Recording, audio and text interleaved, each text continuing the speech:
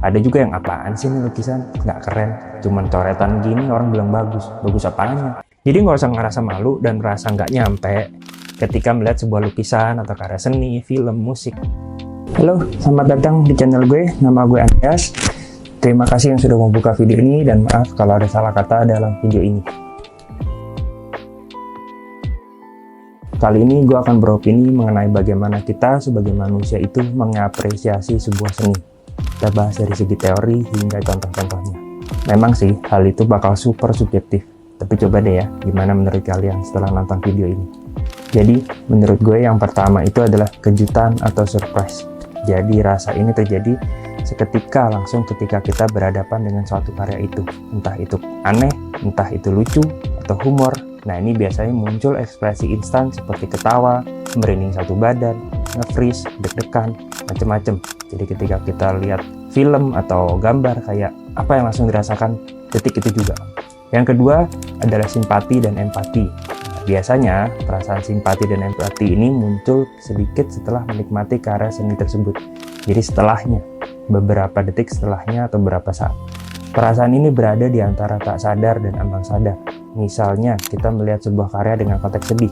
Nggak lama kemudian kita turut merasakan sedih. Contohnya lagi nih, kita melihat karya seni foto penderitaan. Atau sebaliknya, melihat sebuah foto atau gambar happy, party, kita bisa turut senang. Ketika kita melihat sebuah karya seni film, seorang ayah yang sedang kesusahan bekerja demi makan anaknya, gue sebagai seorang ayah akan muncul empati itu. Tapi, rasa simpati dan empati ini biasanya akan susah terjadi untuk orang yang rasional. Ada yang bilang realis lah. Contoh, di suatu pameran lukisan ada yang netesin air mata ketika ngelihat. Ada juga yang apaan sih ini lukisan, nggak keren, cuman coretan gini orang bilang bagus. Bagus apanya? Jadi, karena manusia memang punya banyak sifat, watak, kepribadian, memang agak subjektif untuk mengapresiasi sebuah karya seni. Jadi beda-beda banget nih. Bisa yang satu ini bilang keren, yang satu ini bilang sedih, yang satu ini bilang happy, yang satu ini bilang artsy banget. Ada yang satu kayak apaan sih ini lukisan, nggak jelas banget. Nah, jadi memang beda-beda banget. Yang ketiga adalah terpesona. Terpesona ini udah jelas banget ketika kita melihat sebuah lukisan yang bikin kita sampai kagum. Hebat banget nih pelukis, bisa gambar di kanvas 2 meter pakai pensil doang, tapi bisa jadi sedetail ini. Ini foto sih emang keren banget. Ada juga kayak filmnya tadi sih emang ceritanya keren banget ya. Terus ada juga mungkin abis orang nonton Transformer, hebat nih film ya, mobil bisa jadi robot kayak gitu, udah kayak beneran. Keren banget nih filmnya, 3D-nya, animasinya, apapun itu. Nah, keempat adalah terharu. Jadi setelah simpati dan empati, terpesona, lebih deep-nya lagi itu adalah terharu. Kenapa? Nah, biasanya terharu ini yang kita sebut relate. Zaman sekarang banyak konten harus relate. Jadi, tidak hanya merasakan atau kagum, tapi biasanya ada hubungannya dengan pengalaman pribadi. Jadi nggak cuma keren, nggak cuma bagus, nggak cuma ada emosinya, tapi biasanya yang ngelihat itu punya pengalaman pribadi, jadi sampai terharu. Misal, kita melihat sebuah karya seni lukis, ada keluarga yang sedang bahagia, nah kita bisa jadi terharu, karena level pertamanya, yang tadi, simpati.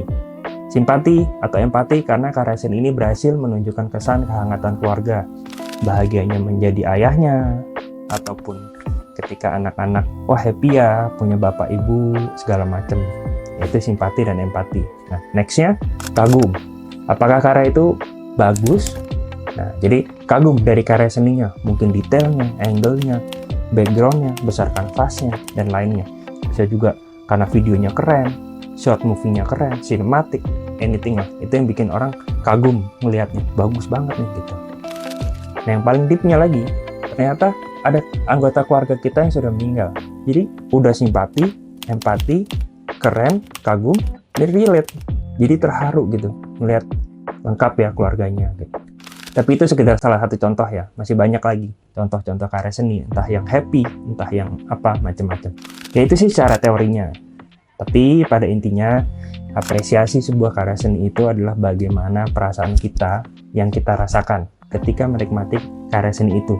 Apresiasi itu jujur dan sangat personal. Setiap orang tuh bisa berbeda. Jadi ketika orang yang terdekat kamu aja itu berbeda, itu nggak apa-apa. Karena setiap orang itu personal. Dari bayi sampai dia besar tuh udah pasti pengalamannya beda-beda, seleranya beda. Jadi sangat personal. Kalian tahu juga pasti banyak orang nih yang disebut-sebut sok nyeni. Terus ketika datang ke sebuah galeri painting, terus ada live show di situ, orang tuang-tuang cat doang, guling-guling di atas kanvas, mengatakan itu abstrak, tiba-tiba orang sekitar kayak kagum banget, keren, so artsy man, segala macam. Nah, hal itu sebenarnya nggak bisa kita bilang sok nyeni juga.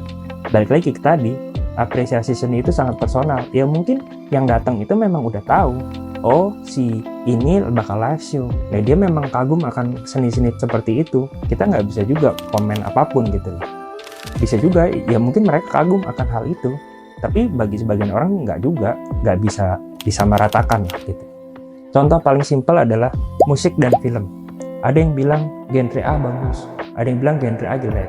Ada yang bilang musiknya ini bagus, ada yang bilang jelek. Ya karena perasaan mereka berbeda-beda ketika mendengar lagu itu. Ada juga film ini keren banget nih dari segi ini. Ada yang bilang nggak lucu, nggak apa. Ya jadi beda, humor apa segala macem. Balik lagi, level 1 sampai deepnya itu beda-beda. Jadi nggak usah ngerasa malu dan ngerasa nggak nyampe ketika melihat sebuah lukisan atau karya seni, film, musik yang kata orang nggak nyampe lu. Enggak, itu nggak ada kata-kata nggak nyampe, itu nggak ada. Ya karena mungkin yang perasaan timbul di diri kalian berbeda aja. Yang penting tidak menghina, jangan ngatain kalau emang nggak suka. Karena apresiasi seni ini sangat personal, bisa sangat sensitif kalau kita ngatain atau menjelek-jelekan. Oke, sekian video dari gue. Mohon maaf jika ada salah-salah kata. Yang mau belajar bareng lebih banyak lagi seputar dunia visual, jangan lupa like, subscribe, dan komen jika ada yang mau kita bahas bareng-bareng. Thank you, tunggu video-video berikutnya. Makasih.